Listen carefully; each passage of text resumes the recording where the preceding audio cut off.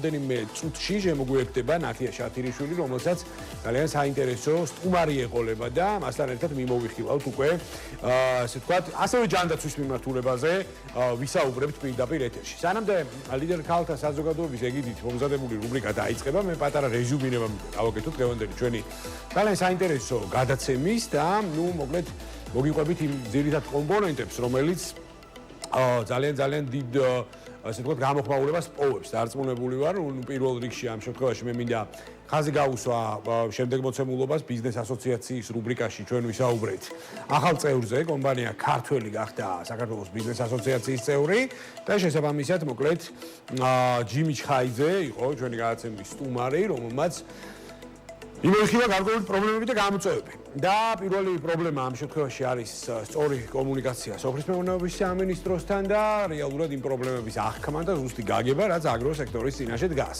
პირველი ეს არის აგროდაზღვევა და აგროდაზღვევის კომპონენტის, სათანადო დონეზე ვერ განვითარება. გამოიწვია ის, რომ თუნდაც იგივე მევენახეობა მეღვინეობის მიმართულებით ჩვენ რა პრობლემებიც ჰქონდა ბაზარზე.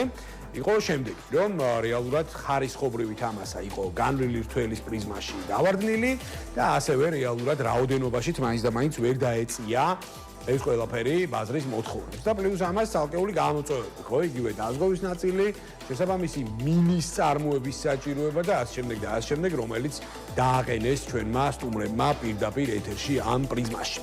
მოკლედ მე აღარ გავაგრძელებ ახლა თემის რეზუმირებას, თქვენ დღეს რამდენჯერმე გექნებათ საშუალება, რომ პალიტრა ნიუს ეთერში იხილოთ გადაცემის განმეორებითი კომპონენტები პირდაპირ ეთერში. ახლა კი გადავალ უკვე ჩვენი გადაცემის საფინალო აკორდზე და ძალიან საინტერესო რეზუმე ექნება დღევანდელ გადაცემა მონეტიზაციას. პირდაპირ ეთერში დაიწყება ჩვენი ძალიან საინტერესო ერთ-ერთი საფლაგმანო რუბრიკა ლიდერ ქალთა მონეტიზაციის ეგიდით, ასე ვთქვათ, მომზადებული რუბრიკა, რომელსაც ეს ნათია შათირიშვილი წარუძღვება. მე ხა სანამდე სტუმრები შემოგვიერთდებიან პირდაპირ ეთერში და ამაანონსებ, რომ ლიდერ ქალთა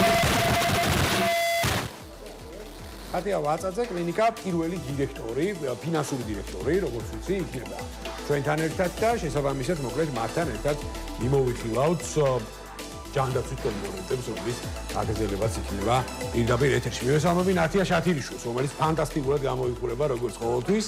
მოგესალმები ნათია, ძალიან მადლობა თქვენი დროისთვის კიდევ ერთხელ და მოკლედ საკმაოდ ვრცელი დრო გვაქვს გადაცემის ფინალურ აკორდში და გისმენთ ყურადღებით. მოგესალმებით, მივესალმებით ჩვენს ერთგულ მაყურებელს. დღეს ჩვენ ყავს ლიდერ ქალთა ორგანიზაციის წევრი ქალბატონი ხატია ვაწაძე, როგორც აღნიშნეთ, კლინიკა პირველის ფინანსური დირექტორი. ხატია ვაწაძე ორგანიზაციის გამორჩეული წევრია ქალბატონი, რომელიც ესე ვთქვათ, თავაზობს ორგანიზაციის წევრ ლიდერ ქალბატონებს არაერთ საინტერესო შეთავაზებები აქვს მათთვის და გვანებიურებს, ესე ვთქვათ, თავიანთი მომსახურების შესახებ გქონდეს ექსკლუზიური ინფორმაციები სამედიცინო მიმართულებით და არაერთი მიმართულება აქვს მას ჩვენთვის შემოთავაზებული, ძალიან მნიშვნელოვანი და ქალბატონებისთვის აუცილებელი. ხატია, პირველ რიგში ძალიან დიდი მადლობა გამონახეთ დროს და გვეწვე და ძალიან საინტერესო ინფორმაციები აქვს ხატიას ჩვენთვის დღესაც მოტანილი, ალბათ გაგვაცნობს და დეტალურად ხატია ჩაშლის ამ თემებს, რას თავაზობს ლიდერ ქალთა ორგანიზაციის წევრ ქალბატონებს და ასევე მათ ოჯახებს. მოგესალმებით, დიდი მადლობა მოწვევისათვის, მივესალმები თქვენს ერთგულ მაყურებლებს. პირველ რიგში მინდა დიდი მადლობა გადაუხადო ქალბატონ ნათიას და ზოგადად მის შემოქმედებით გუნდს, მთლიან გუნდს, რომლებიც შეიძლება ითქვას, რომ 24/7-ზე არა მხოლოდ მუშაობენ, არამედ ფიქრობენ იმაზე, როგორ შექმნან ახალი ინოვაციები, ახალი შესაძლებლობები. ეს არ არის მხოლოდ ლიდერ ქალთა საზოგადოებისთვის, ეს არის ძალიან ბევრი იმ მსმენელისთვის, იმ კურსდამთავრებულისთვის, რომელიც ან BDC აკადემიის მსმენელი არის, ან იმ ქალბატონების, რომლებიც BDC აკადემიის გარდა ლიდერ ქალთა საზოგადოების წევრები არიან. ამისთვის ძალიან დიდი მადლობა ქალბატონ ნათიას პერსონალურად. რაც შეეხება ჩვენს პროექტს და პროექტს იმას, რომელსაც ჩვენ ლიდერ ქალთა საზოგადოებასთან ერთად ვთავაზობთ ჩვენს ქალბატონებს, ეს არის შეხვედრა ჩემს ექიმთან რუბრიკა. რას მოიცავს ეს ჩვენი რუბრიკა? ეს რუბრიკა მოიცავს, რომ ჩვენს ლიდერ ქალბატონებს საშუალება ეძლევათ შეხვდნენ სხვადასხვა კლინიკების წამყვან სპეციალისტებს, მათთან აწარმოონ გარკვეული შეხვედრა, სემინარი, დისკუსიები, კონსულტაციის სახით და მიიღონ ყველა იმ საჭირო კითხვაზე პასუხი, რომელიც შეიძლება ჩვენ მოგვიხდეს და დაგვჭირდეს კონკრეტული სპეციალისტთან ვიზიტის დროს. არა მხოლოდ მათთვის, მათი ოჯახის წევრებისთან დაკავშირებულ საკითხებზეც. ეს შეხვედრები გაიმართება პერიოდულობით. ეს არ იქნება რომელიმე ერთი კონკრეტული სამედიცინო დაწესებულების კონკრეტული სპეციალისტები, ეს არიან ყველა დღევანდელ დღეს წამყვანი კლინიკების, წამყვანი გამორჩეული სპეციალისტები. რა საინტერესოა ეს მე ვიფიქრები თქვენ ადგილას რომ ის სატელევიზიო კუთხითაც გაუგეთოთ ამას ინტეგრირება, იმიტომ რომ ძალიან მნიშვნელოვანი ნაწილია. დიახ, ჩვენ ეს თემები უნდა გავიაროთ, ვფიქრობ, იმიტომ რომ მართლაც საინტერესო და მნიშვნელოვანი საკითხია. არის ადამიანების კატეგორია მოსახლეობისა, რომელსაც არ აქვს უბრალოდ ამის ფუფუნება და შესაძლებლობა იდგეს თუნდაც ცოცხალ რიგებში, ან თუნდაც ჩაწერით, ამასაც არ აქვს არსებითი მნიშვნელობა და ყველაზე მთავარი უზარმაზარი თანხები ღირს ეს ყველაფერი მესმის დაზღვევა კარგად მუშაობს, მაგრამ ვფიქრობ, რომ საკმაოდ დიდი კომფორტია და ძალიან კარგი შემოთავაზებაა და კიდევ ერთხელ მადლობა ქალბატონ ხატიას ამისთვის. ეს ხატიას იდეა იყო, რაც ესე ვთქვათ, მე ჩემთვის ძალიან სასიამოვნო შემოთავაზება იყო და მე ვფიქრობ, რომ ძალიან ხელსაყრელი შეთავაზება არა მარტო ქალბატონებისთვის, ჩვენი ორგანიზაციის წევრებისთვის, არამედ მათი ოჯახის წევრებისთვისაც კი. თან ისიც დასაფასებელია, რომ ეს არ იქნება მხოლოდ ერთი კონკრეტული კლინიკა, არამედ ეს იქნება სხვადასხვა კლინიკები და წამყვანი სპეციალისტებთან ვიზიტი. ვფიქრობ, რომ საკმაოდ შედეგს დადებს, მით უმეტეს დღესდღეობით. როდესაც დღეს ჩვენ ვიცით, რომ რაც არ უნდა, შეიძლება არსებობა ძალიან ბევრი კარგი კლინიკა გვაქვს, ჩვენ უნდა ვაღიაროთ საქართველოში, მიუხედავად იმისა, რომ სპეციალისტები გვიჭირს, ესეც არ შეიძლება რომ ხმამაღლა არ ვისაუბროთ ამ თემაზე, მაგრამ არჩევანის წინ როცა ვდგებით, ხოლმე მაინც ვერ ვიღებთ გადაწყვეტილებას, სად შეიძლება გავაკეთოთ, რომელ კლინიკაზე შეიძლება გავაკეთოთ არჩევანი და მე ვფიქრობ, რომ ეს იმის შესაძლებლობასაც მოგცემს ადამიანებს, რომ რეალურად შევარჩიოთ, სახელწოდებაც სწორად გაქვთ მოფიქრებული, რეალურად შევარჩიოთ, რომელ კლინიკაში და რომელ ექიმთან შეგვიძლია ვიზიტი და ვისთან შეიძლება გქონდეს უშუალო კონტაქტი. ანუ კლინიკების არჩევანის საშუალებასაც გაგვიმარტივებს ამის თქვა მინდოდა. კი, ნუ რეალურად ეხლა როდესაც ჩვენ მოდი მაშინ მე ჩავერთვები ხა რეალურად გარკვეული შეკითხვებით. ანუ ჯამში აი სექტორულ პრიზმაში მინდა გკითხოთ ხა რეალურად.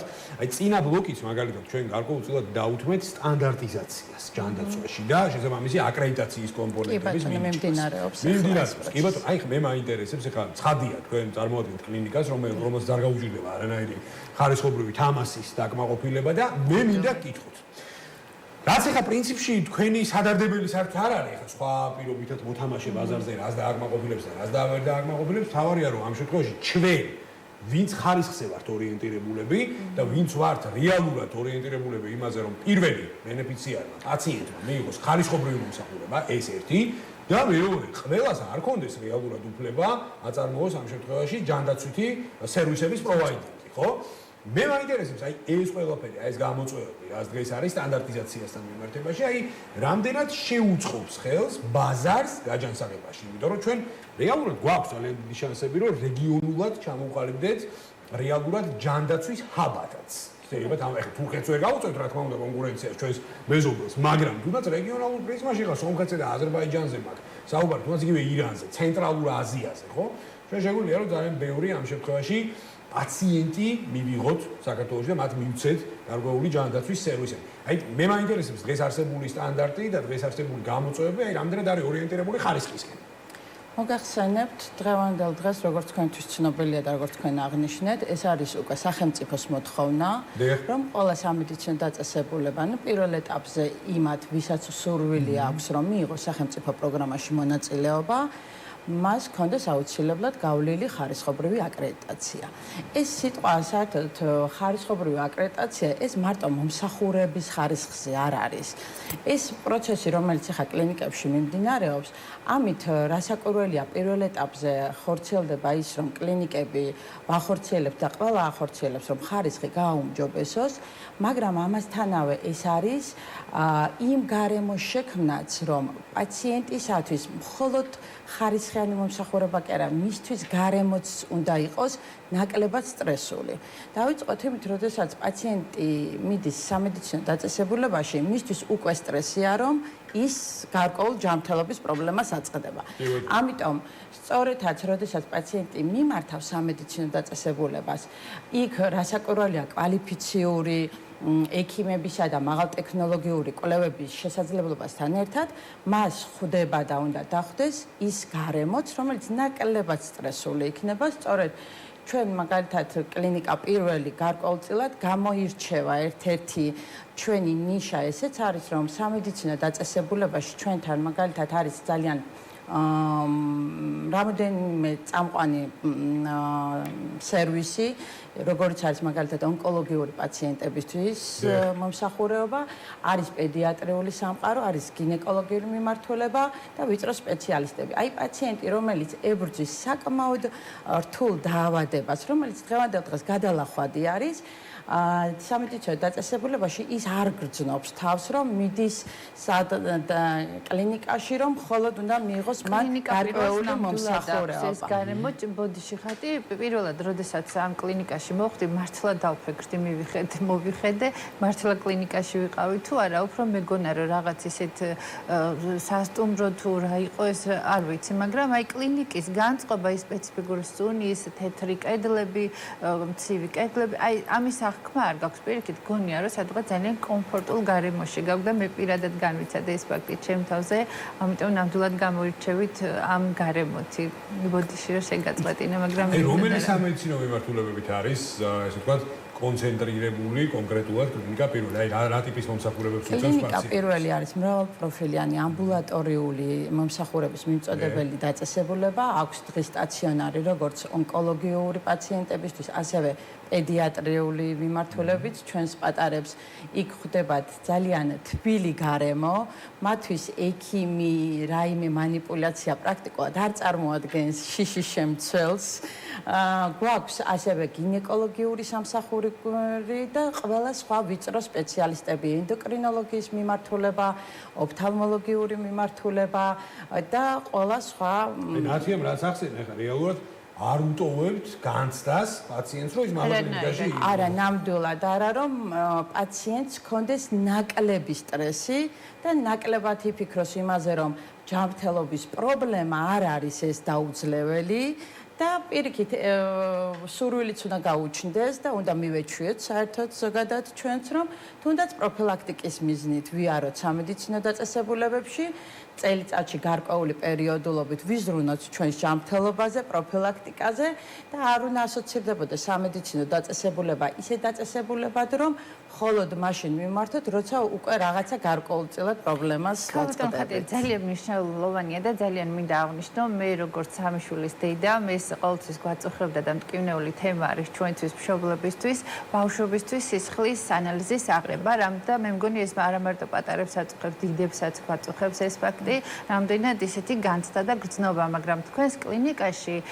იმ დანარჩენ აპარატურათა შორის, რომელებიც თქვენ გაქვთ, უმაღლესი ხარისხის არის აპარატურა, რომელიც არ საჭიროებს სისხლი აუღოს თითიდან და გამწარდეს ბავშვი, ესე უხეშენით, რა ვთქვათ, მხოლოდ სკანირების საფუძველზე შეიძლება სისხლის ანალიზის გაკეთება ბავშვისთვის და ეს ბავშვები არ გამოდიან იქიდან დასტრესილები და რაღაცა ეს ისტერიულ მდგომარეობაში ჩავარდნილები. ეს არის დამხმარე ხელსაწყო, ანუ ვენის სკანერი, რომლითაც უმარტივესად პირდაპირ აი ყოველგვარი ზედმეტი ჩხვლეტის გარეშე ის ჩხვლეტა არის წამიერი, სწორი, მიზანმიმართული და პატარებისთვისაც და დიდებისთვისაც რასაკვირველია სტრესს აღარ წარმოადგენს. აი ლიდერ ქალთა საზოგადოების კომპონენტზე მე ბოლოს მინდა რომ გკითხოთ, იმიტომ რომ ძალიან კარგი კომპონენტები ახსენა ქალბატონმა ხატია, მაგრამ სანამდე ამ ყველაფერს შევეხებით, მე არ შემიძლია გაუშვა შანსი ხელიდან და რეალურად აი ჯანდაცვის ეკოსისტემის კომპონენტებიც არ მიმოვიხილოთ ჩვენ ძალიან საინტერესო სტუმართან ერთად. რეგულაციების კუთხით რა გეთდება და რა არ გეთდება. რა არის ხელის შემშლელი ფაქტორები დღეს ბაზარზე და რა გამოწვევების წინაშე დგას ზოგადად კლინიკური სექტორი. ამ შემთხვევაში ჩვენ შეგვიძლია სოციალური ნაწილი ბევრი მიმართულებით გავუყოთ, იმიტომ რომ ბოლო წლებში გვახსოვს ჩვენ საყოველთაო ჯანდაცვის პროგრამით დაწყებული, ჰეპატიტის ელიმინაციის პროგრამით დამთავრებული არაერთი სოციალური და ჯანდაცვითი კამპანია წავიდა. რომლის შემთხვევაში მეტალს ორი მხარე აქვს ყოველთვის. ერთი ძალიან დადებითი მხარეა, მეორე ბიზნესურად თუ შევხედავთ ამას, გარკვეულ კითხვის ნიშნებს აჩენს საბოლოო ჯამში. თუ ეხა იდეალური ცხადია არაფერი არ არის სამყაროში, ხო? მე მაინტერესებს აი რეალურად თქვენი პრიზმიდან გამომდინარე, აი როგორ მიმდინარეობს აი რეგულირების კომპონენტი, რა არის ხელის შემშლელი ფაქტორები, რა არის ხელის შემწყობი ფაქტორები და ასე. მოგახსენებთ ის თავიდან შევეხოთ იმას და დავიწყოთ რომ საერთოდ ზოგადად რეგულაცია და გარკვეული სტანდარტიზაცია ეს ძალიან კარგი არის. ყველა წამყვან ქვეყნებში, ყველა სისტემა, ყველა პროცესი არის გარკვეულწილად სტანდარტიზირებული და ეს არის სწორედაც იმ ხარისხის საწყისი, რაც რისთვისაც ჩვენ ვიღწვით, ხო? რეგულაციის პირობები დღევანდელ დღეს როგორც მიმდინარეობს, საკმაოდ კი მომთხოვნი არის სამედიცინო დაწესებულებებისთვის.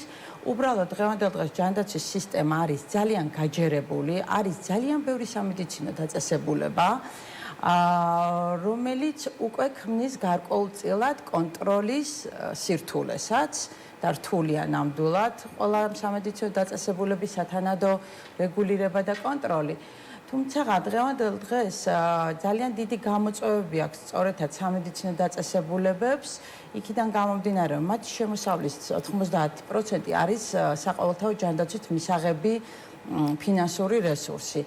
ანუ ის დამატებითი 10 და 20% არის ის, რაც თქვათ ეს ეგრეთ წოდებული ქეშის სახით ნედლი ფინანსური რესურსი შედის კლინიკებში.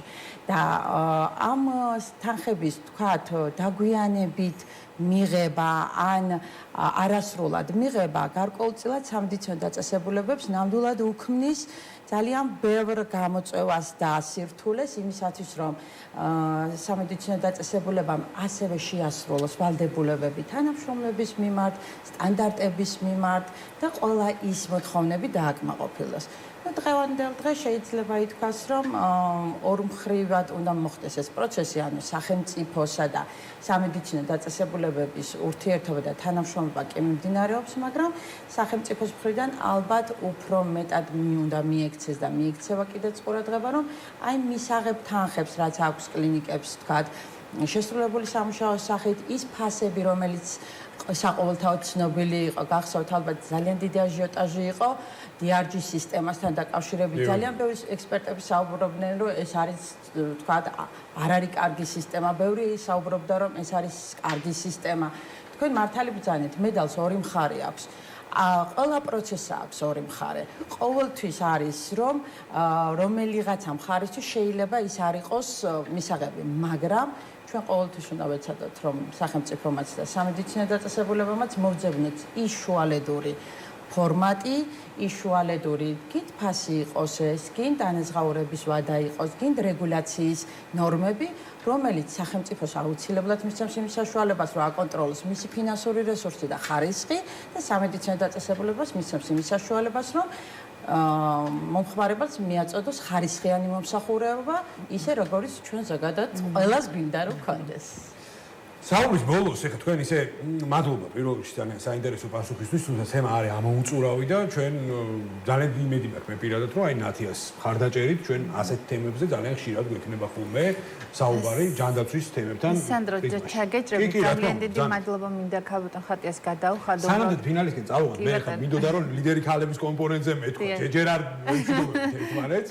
სხვადასხვა ეხლა მე ყოველთვის ეხლა სუბიექტური არ ვარ და ჩვენს მრავალრიცხოვან და უსაყვარლეს აუდიტორიას ესმის ხოლმე ჩემი, როდესაც აი ყოველთვის აი გულის სიამაყით მევსება, როდესაც ჩვენ პარტნიორებზე ესე დადებით კონტექსტში საუბრობენ ხოლმე და მინდა გითხრათ, რომ აი ძალიან გაგიმართლათ, როდესაც ლიდერ ქალთა საზოგადოებასთან, ასე ვთქვათ, გადაიკვეთ რა, თქვენი გზები, იმიტომ რომ არის ფანტასტიკური პლატფორმა, იმისა და ჩვენ სხვადასხვა ჩვენი გადაცემით, ეხლა ჩვენ ვატარებთ ხოლმე ეს შიდა კვლევებს, შიდა გამოკითხვებს და ფაქტიურად ძალიან დიდი, მაღალი და ხარისხობრივი თამასა გააჩნია ლიდერ ქალთა საზოგადოებას და ძალიან გამიხარდა ის პასაჟები, რაც თქვენ საუბრის დასაწყისში გაავლით საბოლოო ჯამში და კიდევ ერთხელ მინდა რომ შევეხოთ იმ საკითხს, რასაც თქვენი და საზოგადოების კოლაბორაცია ქვია საბოლოო ჯამში. ეს ჩვენი კოლაბორაცია საწყისად მინდა გითხრათ, რომ ნამდვილად ჩემთვისაც აღმოჩენა იყო ქალბატონი ნათია და მისი გუნდი. პირველ ეტაპზე ეს რამდენიმე წელია, რაც ჩვენი და ქალბატონი ნათიას თანამშრომლობა და ურთიერთობა გრძელდება. ჩვენ დავიწყეთ BDC აკადემიის ფარგლებში და შემდეგ უკვე გადავედით ლიდერ ქალთა საზოგადოების პლატფორმით. ის როგორც უკვე აღნიშნეთ, თვითონ ძალიან დიდი შესაძლებლობების მქონე პლატფორმა არის ეს ლიდერ ქალთა საზოგადოება. პირველი ის რაც აი ყველაზე მეტად ყველასთვის არის სასიამოვნო, რომ ეს არ არის პლატფორმა, როდესაც ფიქრობ რაღაცა კონკრეტულ რაღაცა სარგებელზე. აქ ფიქრობ უბრალოდ რა გააკეთო, როგორ გააკეთო ისეთი რამ, რაც ძალიან ბევრისთვის იქნება სასარგებლო. ამისთვის ეს რასაკვირველია, ქალბატონი ნათიას პათოსიდან მოდის, იმიტომ რომ ვერც ერთი სხვა ლიდერი ქალბატონი იმას ვერ გააკეთებს, თუ ეს არ მოდის ეს სურვილი და ეს შინაგანი ძალა, თქვა ქალბატონი ნათიასგან, ხო? აქედან გამომდინარე იყო სწორედაც იმ პროექტმა, რომელსაც ჩვენ ვუყრით ახლა საფუძველს მე და ქალბატონი ნათია, რომ აი გავაკეთოთ ისეთი თანამშრომლობა, ისეთი საქმიანობა, რომ ჩვენ მხოლოდ ჩვენი საქმიანობით კი არ შემოვიფარგლოთ და ჩვენი კომპანიების საქმიანობით, არა, ჩვენმა საქმიანობამ სხვას მისცეს ბენეფიტი, სხვას მისცეს სიკეთე, სხვასაც გამოადგეს და ამით ჩვენი მისია შეიძლება ითქვას, რომ შესრულებული ნამდვილად იქნება. ეჭვი არ მეპარება. და შესაბამისად, რა ვიცი, ჩვენ ყოველთვის აი ეს ყურადღებით დავაკვირდებით აი ამ თითოეულ კომპონენტს, აი სპეციალურად ქვია ამ რუბრიკასაც წარმატების ისტორიები, რომელიც ლიდერ ქალთა საზოგადოების ეგეთი წერება და ძალიან მიხარია, რომ ესეც საინტერესო კოლაბორაციებს და ძალიან საინტერესო მიმართულებებს ვეხებთ.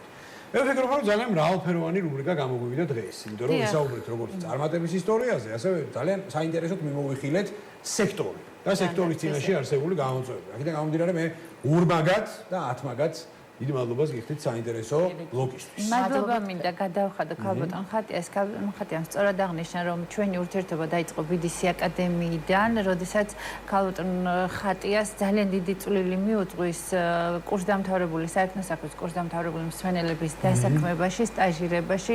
მას ლომის წვლილი მიუძღვის წლების მანძილზე. ის ხელმძღვანელობდა ჩვენი კურსდამთავრებული მსმენელების სტაჟირებას და შემდეგ კლინიკებში გადანაწილებას და დასაქმებას და ისინი არიან ძალიან დიდი რაოდენობა მსმენელების ასეთი, რომლებიც დღესდღეობით შემდგარი სამედიცინო სფეროს წარმომადგენლები არიან და მუშაობენ. ამისთვის მას მე მინდა ძალიან დიდი მადლობა გადავხადო. მე ვამაყობ იმით, რომ ქალბატონი ხატია ვაწაძე არის ჩვენი ორგანიზაციის წევრი და როგორც დასაწყისში აღნიშნე, ის გამუდმებით ფიქრობს ჩვენი ორგანიზაციის წევრი ქალბატონების წარმატებაზე და რა შემოგთავაზოს მან და ასევე მინდა აქვე დავანონსო, რომ 19-ში ლიდერ ქალთა ორგანიზაციას შემოუერთდება კიდე დაახლოებით 30 ახალი ლიდერი, ბიზნესმენი, წარმატებული ქალბატონი, რომელთაც ჩვენ მივიღებთ გრანდიოზული ღონისძიებით, გრანდიოზული დაჯილდოებით და წარდგენით და გელოდებით თავისთავად ამ ღონისძიებაზე დიდი სიყვარულით და პატივისცემით. მე მჯერა რომ განაცემა მონეტიზაცია რატომღაც იქნება მედია ეპიცენტრში. აუცილებლად იქნება, რატომღაც არა უდაოდ იქნება კი ბატონო. ძალიან დიდი მადლობა. ჩვენ საკადრისაც გავაშუქებთ ამ ღონისძიებას და შესაბამისად ძალიან მადლობას გიხდით ტრადიციულად საინტერესო საუბრისთვის და მომავალ შეხვედრამდე დაგემშვიდობებით.